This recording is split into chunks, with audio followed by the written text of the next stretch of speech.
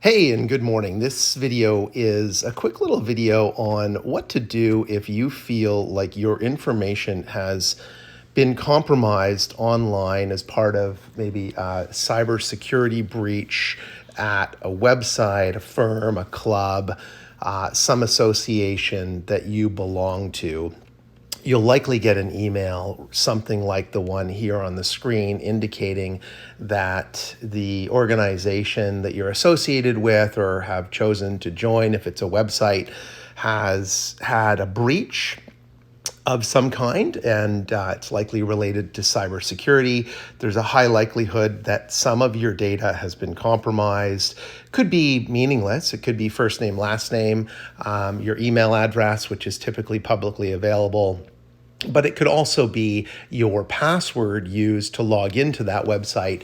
And oftentimes what happens is people get lazy and we use the same email and the same password on multiple different websites. So if the cyber attackers know that, which they do, and then they run an automated process, a script to go out and attempt to use your email and that associated password that they've grabbed through this cyber attack on multiple different public websites, they'll determine very quickly whether or not you're using that combination of username and password, and they'll be able to gain access to whatever it is on those various websites. So it could be where you store your files on Dropbox or OneDrive or Google Drive or things like that. It could be your Gmail that they get access to if you're using Gmail to send email. Could be a variety of things.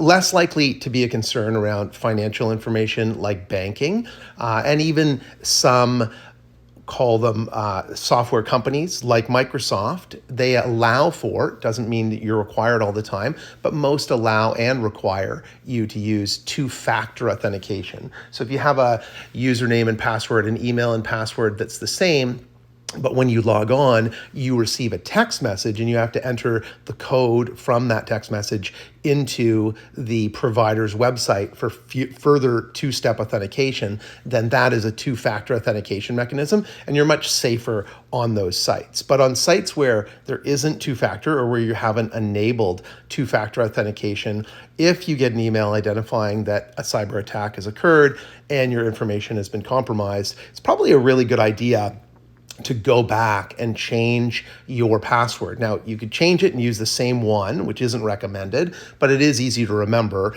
An alternative to that is to use a technology like LastPass. So LastPass is just one of many password storing applications that you can download. Some are free, some you pay for, and you can set up a LastPass account. There's another one called 1Password, and you can use that to store all of your passwords. These apps can also create very complex passwords for you, and because they store it, all you have to remember is your password to the password manager, and then it will autofill all of the passwords for the different sites. So each site can have an extremely complex password, and you just really have to remember the one master password into that. And that's something you could obviously write down and store somewhere securely at home that no one else has access to. You definitely want to keep that secure, maybe keep it in a vault or a safety deposit box, so that that doesn't get compromised, because obviously if you get access to your password vault, you get access to everything. But LastPass is a great app to use. You can also store it within many browsers these days that have similar functionality.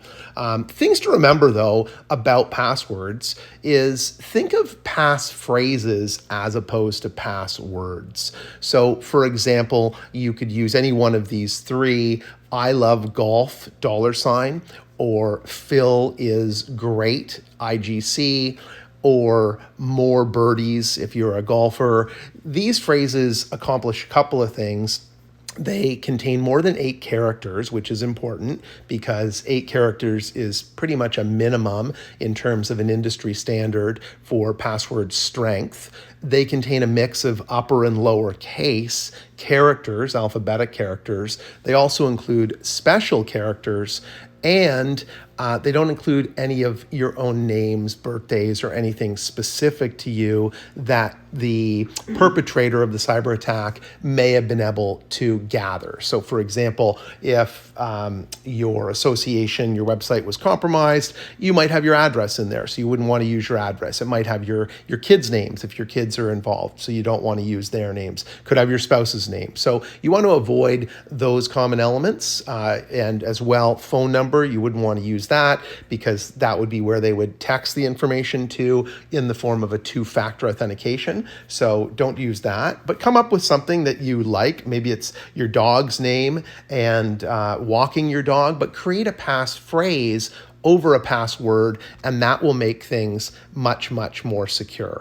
The other site that you might want to have a look at just to see if your email has been compromised on any of these internet sites out there is a site called Have I Been Pawned? And it's spelt slightly odd, but it is a legitimate site, and you can go in and you can enter your email address and have it run a check. This is, again, one of many sites out there to help you verify these things. You can use ChatGPT to find more. You can do a Google search to find more. You do want to make sure they are authentic sites before you put your information in, and never go to these sites and create an account using your email and password that you're using on other sites because they would obviously have access now to all of your other sites if it was an illegitimate or fraudulent website. So avoid creating an account there, but you can easily, without an account, put your email address in here and check if your account has been pawned or how many sites you have a login with or an account with that have been compromised over probably the last 10 or 20 years. So it goes back, the history goes back quite a ways. And if you recognize one that you're still using, you can certainly just go in and change the password on that one. But it would be a good idea if you're using that same password to change it on all sites. So that's just a bit of a security tip on what to do if you have been a part of a cyber security breach to increase the security from your perspective and reduce the likelihood of somebody being able to compromise or steal your identity online. Good luck, and if you have any questions, leave me a note or a comment. Please like and subscribe to the channel if you like the video.